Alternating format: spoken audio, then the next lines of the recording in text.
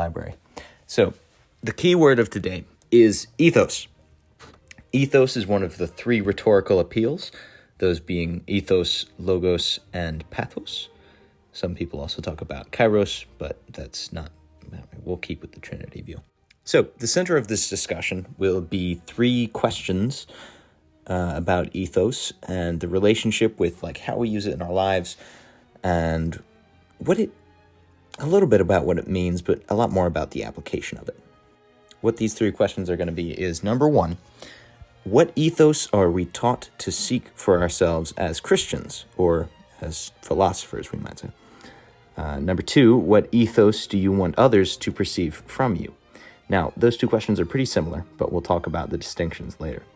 Number three, what can you know by ethos judgments, and how do you use them?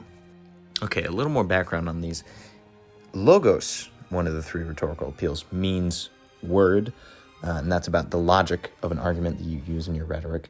Pathos would be more referring to the emotion. These are all Greek words of just like what it literally... These are much more literal when it's in Greek. But logos is logic and words. Pathos is the emotion behind your argument. And ethos is the character. And it kind of sticks out a little bit. So the first question, again, is what ethos, what character are we taught to seek for ourselves as virtuous people? Now, three sort of characters that come to my mind when I look at history and how people have viewed this is the warrior, the philosopher, and the king. I don't know about you, but this is a great way for me to understand at least men throughout history. And this there might be a reflection across the gender aisle as to other words that would describe it, or maybe it's the exact same thing. But those are the three that I'm going to go with today: warrior, philosopher, and king. To help you understand these, I want to think about, modern personality tests. People love to just have an ethos and run with it. They love to be told exactly what they are and then say, oh, yes, I'm definitely that. So you can tell that people are seeking an ethos. And I would say that's a good thing. But I might not seek it in one of those three subjects specifically. It's a strange thing because each and every one of those has their unique strengths and weaknesses. Some things that the philosopher is good at, the king sucks at. Some things that the king can do, the philosopher cannot. Some things the warrior does do just trump what the philosopher and the king do, but they're useless in other applications. And not only strengths and weaknesses in their effectiveness for certain jobs, but also strengths and weaknesses in their morality. The warrior is subject to the passions of wrath. The philosopher is subject to hypocrisy. And the king is subject to pride. If they all have their strengths and weaknesses, then which one would the ethos of the one perfect man be? Well, let's test the puzzle pieces and see if they fit. So warrior doesn't fit. That's partly why a lot of people didn't accept him, is because they wanted a warrior. They wanted a second Maccabee who would rise up and start killing Romans and win the war for them. But that's not what Jesus was. But at the same time, he did exhibit warrior-like tendencies. He struck out with his words, he struck out with his actions sometimes when the situation called for it. And also, the resistance to authority is a warrior-like tendency that Jesus also exhibited, although he exhibited resistance to false authority. He didn't tear down authority. He exhibited great obedience to the one true authority, but great resistance to the false authority, but only in the ways that were virtuous and never in the ways that were sinful. So warrior kind of fits, and it kind of doesn't. Philosopher. I think philosopher really, really fits for the Christ. He asks a lot of questions. I mean, he participates in Socratic dialogue. He came to us in the age of philosophy. Of course he's a philosopher. But at the same time, he did stuff that philosophers never did. And he completely contradicted the archetype of philosopher by actually doing stuff. Isn't that crazy? All jokes aside, he fulfilled the role of philosopher, but also contradicted it by not being theoretical. He led a movement. He taught people, but he also called them to action. And he actually made his message heard. He actually made his message move in the world and still does today. So again, philosopher kind of fits and kind of doesn't. King. Christ is king. But Christ humbled himself. Christ humbled himself to the role of a carpenter's son, and he died an embarrassing death. He gave up his life in a way that made him seem to the foolish eye to be gross, disgusting. He knew that's how they would perceive him. But that king who fits so well, humbled himself and sacrificed himself.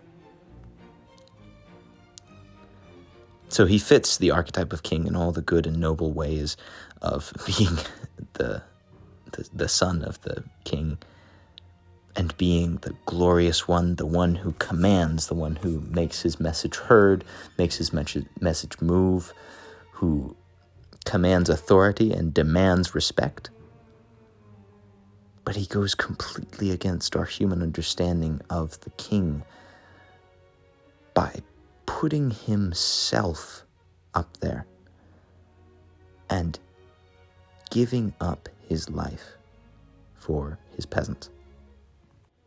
So, in all this long-winded discussion, I want to get at the fact that our ethos needs to seek in two opposite directions and live in the equilibrium. The first of these directions is going to be balance and temperance. We want to fulfill all of these characters, these ethoses, as Christ did. We want to be that balanced, incredible character. We want to seek after that. It is beautiful, and you should note that in the balance of those characters, the Christ had all of the benefits of the ethoses, but none of the detriments. He fulfilled the goodness that each role fulfills and committed none of the errors that humans commit when in those roles. So, in that same way, we need to seek after the Christ character by balancing ourselves and having the pros of all the roles with none of the cons. But we can never achieve that fully here on this earth. So I would also like to have the other direction be another biblical principle of our natural gifts. I think everybody has been given a role on this earth, and they need to find it and lean into it. It might not exactly fit into one of those three archetypes that I put out, but I think you can find an archetype for yourself, and I think there's a reason that we seek after things like personality tests and stuff like that, because we have been gifted in leaning certain directions. And I think it is godly and Christly to seek after your natural gifts. But you have an ox pulling one way and an ox pulling the other. The first ox being balance and temperance of your natural tendencies, and the other being the natural tendencies that you were given for a reason, to be your natural gifts and your natural calling, your vocation. Question 1 might have been a little more weighty than the rest. Anyway, question number 2. What thought do you give to your outward ethos? What ethos do you want others to perceive from you? Now, in a simple answer, I would give the same answer as what we seek after, that being the two oxes pulling opposite directions. You want people to see that you're seeking balance in all things and also seeking after your natural tendencies. And it can be a powerful testimony to see somebody that has both of those things. But I also want to emphasize that people will see things in the context of themselves, and they'll see your character in relation to theirs, and how, in what areas it'll be different, in what areas it'll be similar, in what areas they're lacking, yada, yada, yada. And so people will perceive you from different places and in different ways. And I don't want to say that that means that you shouldn't care. I mean, yeah, different people are going to see you differently. And I think you really do need to care what people see when they look at you, but you don't change how you build your character based on that. People called Christ evil. People called Christ a blasphemer. So even if your character were perfect, people will still say that you're wrong. And even if your character is utterly dismal and evil, some people might still call you right. So, you want to care what other people think about you, and you want to be a good testimony to those around you, but you can never build your character based on that. You want to build your character, and I'm using the word build over and over and over again because I think that's what it is. You build your character, and you build your habits, and you build others' perception of you is just based on what actions and what words you have when you're around them. So choose your actions carefully. Keep careful watch of your habits, your words, your actions, everything, because that determines how people think about you. And you are a living testimony to whatever you believe in. So you best be a good one. The third question's interesting, and I won't do it justice here, but it's what can you know by ethos judgments, and how do you use them? I don't think we give any credit to how much we rely on ethos, because we rely on it a lot. Consciousness is a liminal, fluid space that things move in and out of.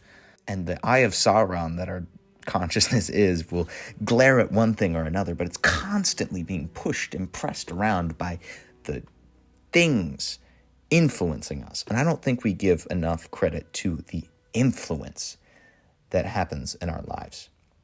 We're making ethos judgments all the time, and we get our ethos tuned by what we consume. The content we consume tunes our ethos compass or our ethos scales. And when we run into something that we're judging the ethos of, how we're tuned determines how we would judge it with our ethos. Our hearts and our consciousness are plastic and fickle. And the preset opinions and biases that we have determine a lot more about our beliefs than we give credit to. I would posit here that the idea of the will being superior to the intellect, which is a Scotus versus Aquinas deal, also with like Schopenhauer and Nietzsche discussing things, but I don't. Anyway, I think that our will is something that we really, really, really need to emphasize, and I think that's what the ethos appeals speak to, is the will. I also think that we need to know that when it's well-tuned, our will has a little bit of an intuition, it seems. Or I've connected my intuition with my will sometimes, and it just feels connected. But a well-tuned intuition can be a very powerful tool, I think. And it's not something that you trust in, but sometimes it's just useful to have, you know. Anyway, to a certain extent, the will is all that we have. It's all that we experience. Like you hear people talking about consciousness being all that we really experience. And that's kind of true. And I think the will is that level that we experience, that we are wills. So don't be blind to your biases, because we all are literally living biases. Consider what role your will is playing. And we kind of want to balance our morals and our will versus our logic and our intellect, because they can both be wrong at different times. And the master and the emissary aren't exactly agreeing with what I'm saying here, but I think it's an idea that we can have where the logos and the pathos are both methods of the emissary, and the ethos is how you speak to the master directly. Now, when you're making a logos in your argument, you could make logical arguments. You could make emotional appeals to somebody, but that goes to the emissary. And then the emissary will then go to the master, and he'll try to convince the master. He'll try to plead, because the emissary is convinced with logic and emotion. But the master, to speak to him directly is to make an ethos in your argument. And then the master he's looking from his tower. I'd imagine you have the emissary that trots in and out of the tower, that being our consciousness and our brain. I don't know. That's what I'm imagining here. But ethos is shouting up at that window and saying, you right there, this is exactly why you should agree. And I think ethos has a particularly powerful tool in argument that we need to keep an eye on, because, you know, we are using it. Ultimately, it's what decides what we agree with, what we believe in, and we will use it. So you better train it well, but don't rely on it ever. You want to train yourself to be as good as possible. You limit, though, where you can. You limit where you trust yourself, your heart, your consciousness, your intuition, your intellect. You limit where you trust all of those things. And you trust in the word of the Lord. You trust in the authority where you can. You lean on God, not your own understanding. That's what I have to say about Ethos today. These are probably very, very jumbled thoughts, but I hope they served well in some way of thinking. But I do want to poke out those three themes. The theme of, first, the archetypes. Those archetypes being things that we both lean into and try to lean out of. At the same time, we want to balance in temperance and leaning into our natural gifts. Also, I want to emphasize the will and the intellect, or the master and the emissary, as an idea. Just think about that. When is it just you wanting to believe something that makes you believe something? All right, that's it on Ethos.